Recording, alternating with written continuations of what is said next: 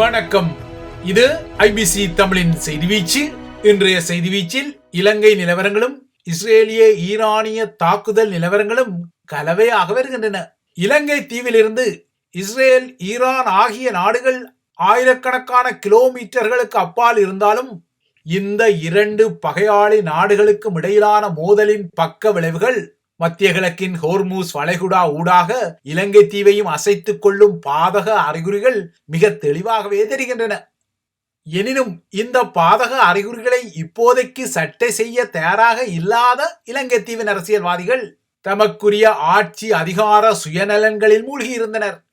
அந்த வகையில் இன்று காலை ஸ்ரீலங்கா தலைநகர் கொழும்பு மாநகர சபையின் முதலாவது கூட்டத்தில் அந்த சபையை நிர்வாக ரீதியில் கட்டுப்படுத்தும் தரப்பை தீர்மானித்துக் கொள்வதற்கு இரகசியமான வாக்கெடுப்பு வேண்டுமா அல்லது பரகசியமான வாக்கெடுப்பு வேண்டுமா என்ற விடயத்தில் காரசாரமான வாத பிரதிவாதங்களும் கூச்சல் குழப்பங்களும் நிலவின.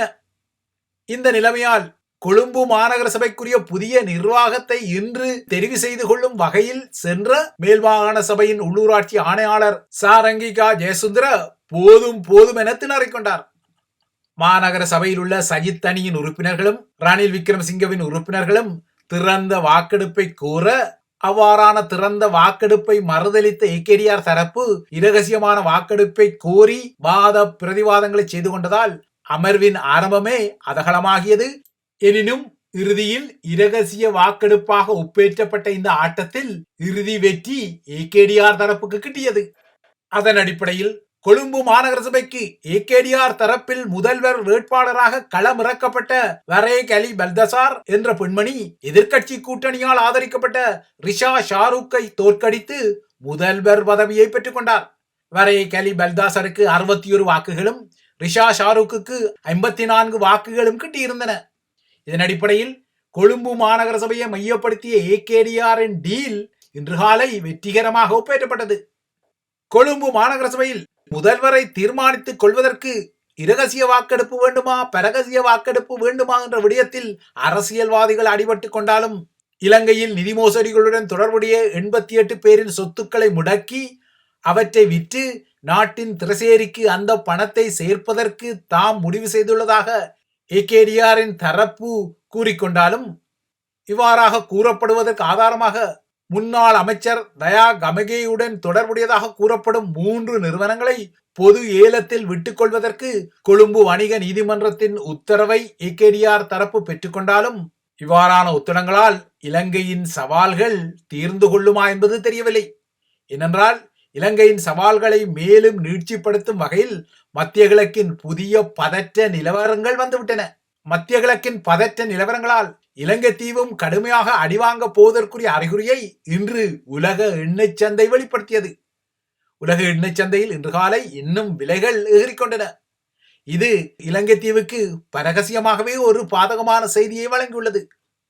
ஈரான் மீது இஸ்ரேல் நடத்திய அதிரடியான தாக்குதல்களை அடுத்து கடந்த வாரம் எகிரிக்கொண்ட உலக எண்ணெய் சந்தையின் விலை உயர்வு இன்று திங்கட்கிழமை அதற்கு மேலதிகமாக இன்னும் எகிரிக்கொண்டது.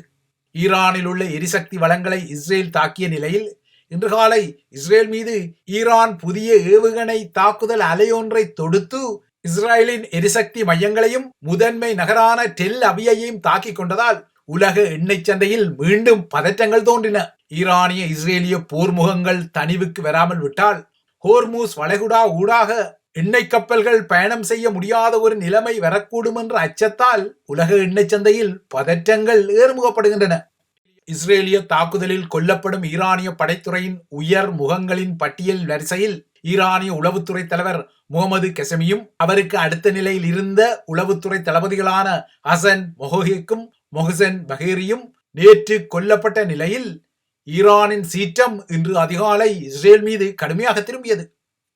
நேற்று இஸ்ரேல் நடத்திய தாக்குதலில் தெஹ்ரானில் உள்ள புரட்சிகர காவல் கட்டளை மையங்களும் குறிப்பாக புரட்சிகர காவல் படையின் வெளிப்புற நகர்வுகளுக்கு பொறுப்பான உயரடுக்கு பிரிவான குட்ஸ் கட்டளை மையங்களும் தாக்கப்பட்டிருந்தன.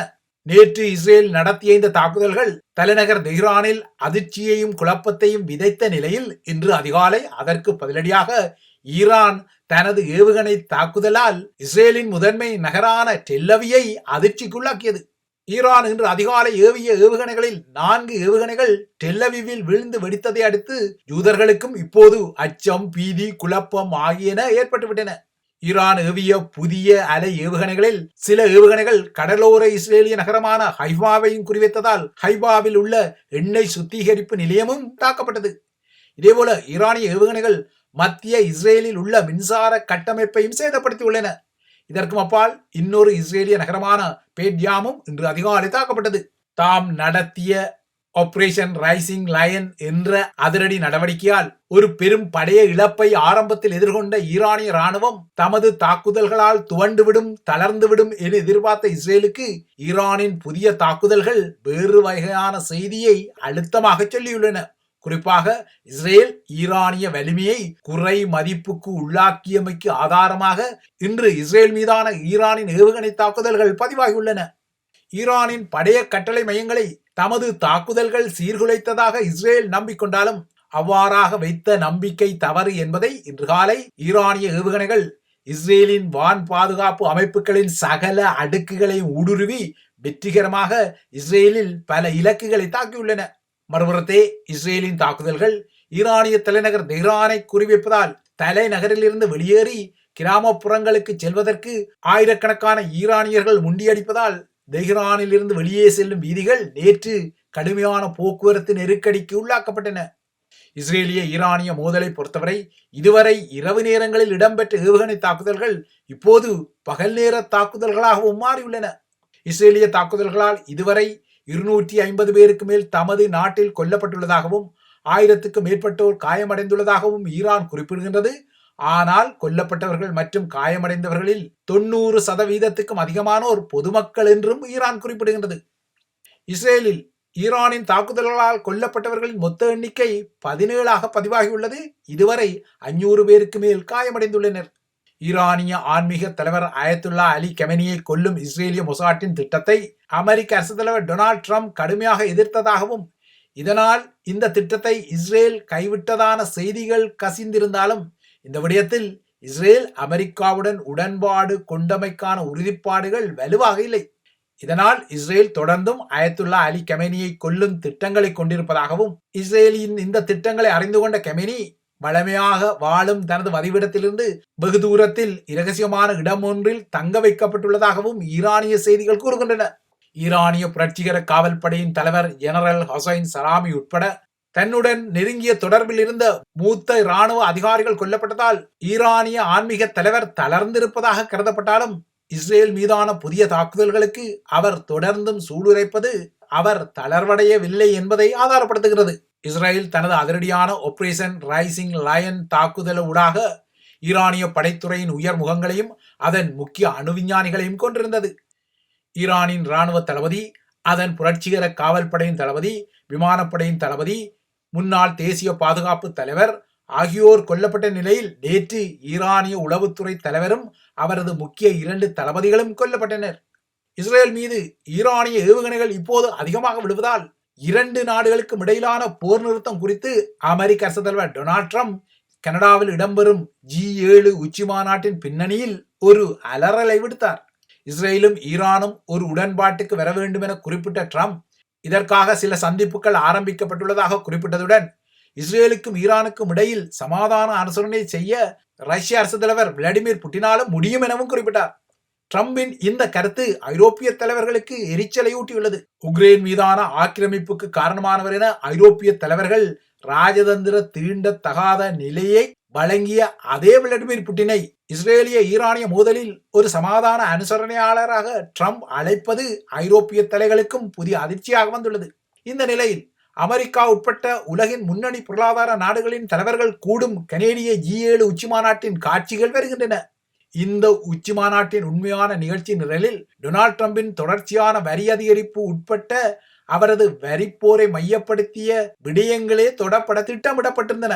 இந்த விடயத்தை மையப்படுத்தி G7 முன்னணி நாடுகளின் தலைவர்கள் தற்போது கனடாவில் தங்கியிருக்கும் நிலையில் இப்போது ட்ரம்பின் வரிப்போர் நிகழ்ச்சி நிரலை மேவி புவிசார் அரசியலை மேலும் அசைக்கும் வகையில் உருவாகி கொண்ட இஸ்ரேலிய ஈரானிய மோதல் களம் G7 மாநாட்டின் நிகழ்ச்சி நிரலுக்குள் சடுதியாக பூந்துள்ளது. இந்த உச்சி மாநாட்டில் G7 குடும்பத்தில் இல்லாத இந்தியா, பிரேசில், தென்னாப்பிரிக்கா, தென்கொரியா, ஆஸ்திரேலியா, மெக்சிகோ மற்றும் ஐக்கிய அரபு அமீரகத்தின் தலைவர்களும் பங்கெடுத்து வருகின்றார்கள். இஸ்ரேலிய ஈரானிய மோதல் ஆரம்பித்த பின்னர் உலகின் முக்கிய தலைவர்கள் ஒன்று கூடும் சந்தர்ப்பமாக கனடாவின் G7 மாநாடு அமைவதால் இந்த மாநாட்டின் முடிவில் ஈரானிய இஸ்ரேலிய பதற்றத்தை தணிக்கும் வகையில் உலக தலைவர்களின் ஒன்றுபட்ட ஒரு நகர்வு வெறுமா என்பது இப்போது ஒரு உற்றுநோக்கலுக்குரிய விடயமாக மாறியுள்ளது. இவைதான் IBC தமிழின் செய்தி வீச்சு. தொடர்ந்தும் IBC தமிழுடன் இணைந்திருங்கள்.